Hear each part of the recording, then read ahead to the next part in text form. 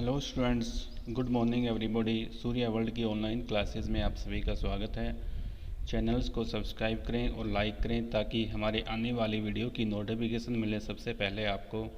इस वीडियो में class 10th first flight English reader का पहला लेसन जिसका नाम है ए लेटर टू गॉड का मैं हिंदी अनुवाद करूँगा। आप लास्ट तक देखें। यस स्टूडेंट्स, फर्स्ट चैप्टर है आपका ए लेटर टू गॉड, एक पत्र भगवान को। तो हम यहाँ से शुरू करते हैं। आपका जो इंग्लिश रीडर का जो लेसन स्टार्ट है वो यहाँ से है। The house the only one in the entire valley set on the crest of a low hill. कहता है कि वह मकान केवल एक संपूर्ण घाटी में, एंटायर का अर्थ होता है संपूर्ण, वैली होती है घाटी। वह मकान केवल एक संपूर्ण घाटी में, सेट ऑन द स्थित था, क्रेस्ट, क्रेस्ट का अर्थ होता है बच्चों चोटी, ऑफ ए लो हिल, लो का अर्थ होता है निचली, हिल होती है पहाड़ी। वह मकान जो संपूर्ण घाटी में सिर्फ एक मकान था, एक नीची पहाड़ी के शिखर के ऊपर बना हुआ था। फ्रॉम दिस हाइट, इस ऊंचाई से, one could see the river, कोई भी देख सकता था नदी को, and the field of ripe corn, ripe का अर्थ होता है पका हुआ, कॉर्न होता है अनाज, फील्ड होते हैं खेत, डॉटेड विद द फ्लावर्स, जो सजे हुए थे फूलों से, that always promised a good harvest, promise का अर्थ होता है वादा करना, गुड का अर्थ होता है अच्छा, हार्वेस्ट होती है बच्चों फसल। कहता है कि कोई भी इस ऊंचाई से नदी तथा पके हुए अनाज के उन खेतों को देख सकता था जो फूलों से भरे हुए थे, जो हमेशा एक बढ़िया फसल का भरोसा देते थे। The only thing the earth needed was a downpour और एटलीस्ट ए शोवर। केवल एक चीज़ की धरती को आवश्यकता थी। डाउनपोर होती है बच्चों भारी वर्षा, मूसलाधार वर्षा, और एटलीस्ट और कम से कम ए शोवर, शोवर का अर्थ होता है बौछार। केवल एक चीज़ की आवश्यकता थी धरती को, वह एक बौछार अथवा मूसलाधार वर्षा की थी।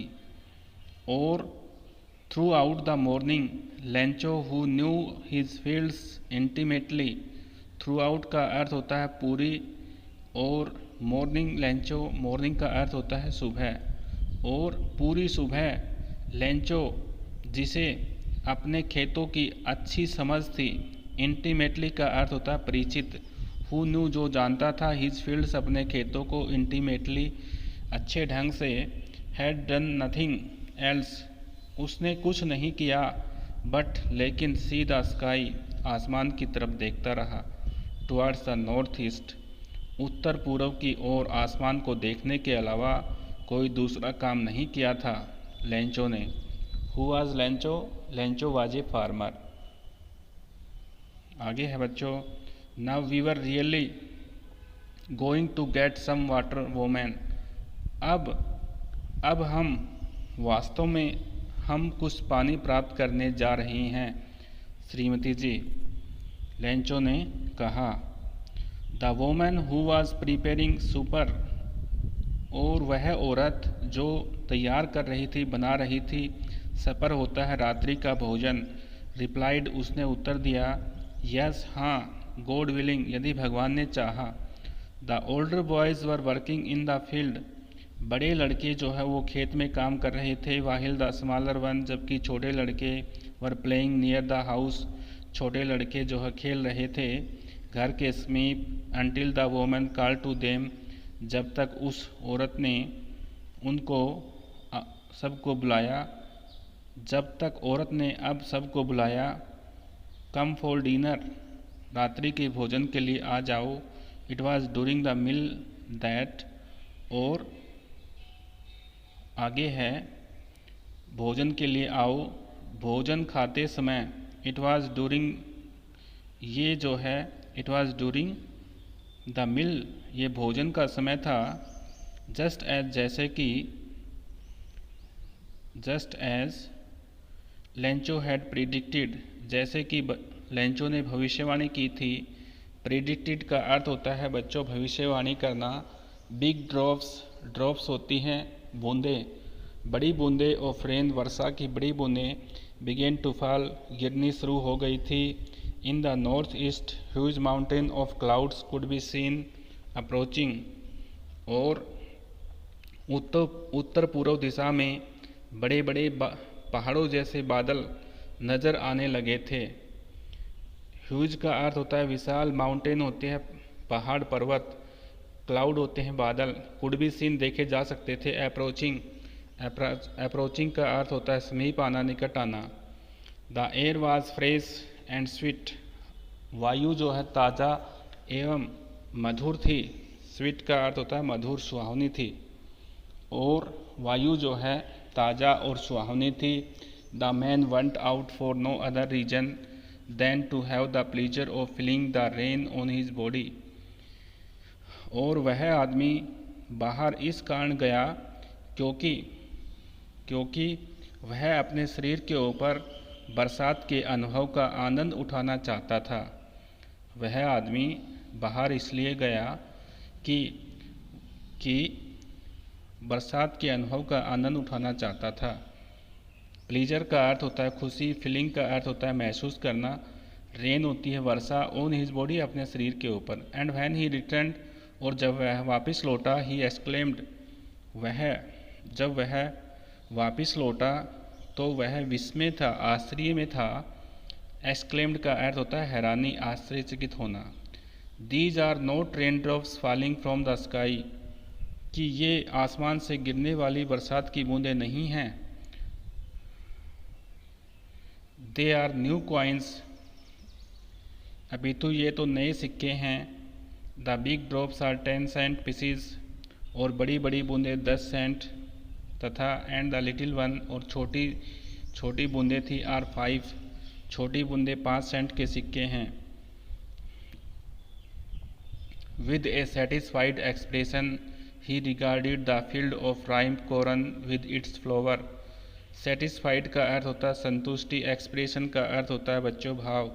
संतुष्टि की भावना के साथ ही regarded the field of ripe corn, field का अर्थ होता है बच्चों खेत, राइप कॉर्न का अर्थ होता है पके हुए अनाज के खेत, विद इट्स फ्लावर, फ्लावर होते हैं फूल। संतुष्टि की भावना के साथ उसने पके हुए अनाज के इसके फूलों के साथ खेत को देखा। ड्रेप्ड मीन ढका हुआ था, इन ए कर्टेन, कर्टेन होता है पर्दा, ऑफ रेन, रेन होती है वर्षा, और बरसात की चादर से ढके हुए उसने देखा। But suddenly a strong wind began to blow, लेकिन अचानक जो है एक तेज हवा चलने लगी, और and along with the rain very large hailstone began to fall, और बरसात के साथ साथ बड़े ओले पड़ने लगे, शुरू हो गए। लार्ज का अर्थ होता है बड़े, हेलस्टोन होते हैं ओले, बिगेन टू फॉल गिरने शुरू हो गए। These truly did resemble new silver coin, और ये वास्तव में, रिजेंबल का अर्थ होता है एक समान दिखना, न्यू सिल्वर क्वाइन, नए चांदी के सिक्कों के समान दिखाई दे रहे थे। The boys exposing themselves to the rain, लड़के भीगने की परवाह न करते हुए बरसात में भीगने की परवाह न करते हुए लड़के रन आउट का अर्थ होता है दौड़ना। टू कलेक्ट मीन इकट्ठा करना। द फ्रोजन का अर्थ होता है जमा हुआ, पल्स होते हैं मोती, और वास्तव में लड़के बरसात में भीगने की परवाह न करते हुए लड़के जमे हुए मोतियों का जो कलेक्शन था, जो संग्रह था, इकट्ठा करने के लिए बाहर की तरफ दौड़े। It is really getting bad now exclaimed the man, और आगे कहता है कि वास्तव में अब यह बुरा रूप अपनाने लगी जो वर्षा थी। इट इज़ रियली, अब वास्तव में गेटिंग बैड नाउ, अब बुरा हो रहा है, एक्सक्लेम्ड द मैन, हैरानी से व्यक्ति बोला। आई होप, मैं आशा करता हूँ, इट पासिस क्विकली, कि ये गुजर जाएंगे तेज़ी से, मुझे आशा है कि ये ओले जल्दी ही रुक जाएंगे।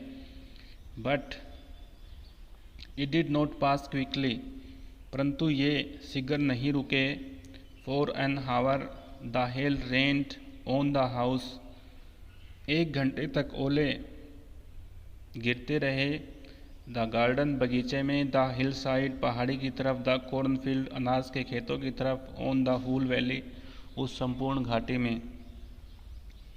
पहाड़ी में 1 घंटे तक ओले घर, बाग, पहाड़ी, अनाज के खेत, पूरी घाटी में गिरते रहे। द फील्ड वाज वाइट, और खेत इस प्रकार सफ़ेद हो गया।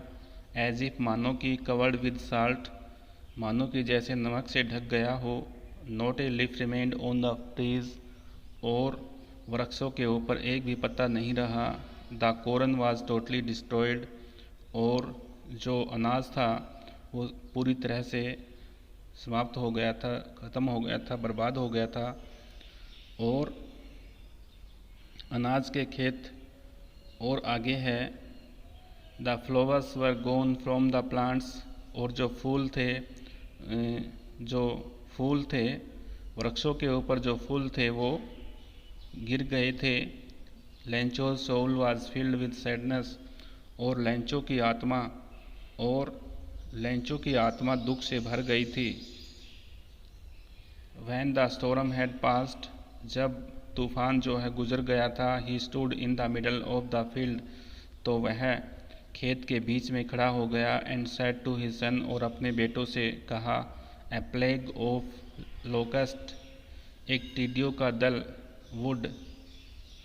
Would have left more than this, एक टिड्डियों का दल भी इससे ज़्यादा जो है छोड़ जाती। The hail has left nothing, ओलों ने तो कुछ भी नहीं छोड़ा।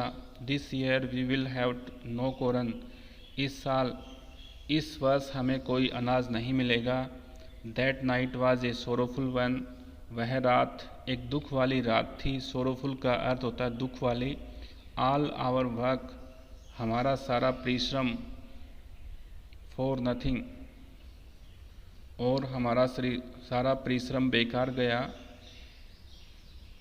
देर is no one who can help us, यहाँ पर हमारी सहायता करने वाला कोई नहीं है।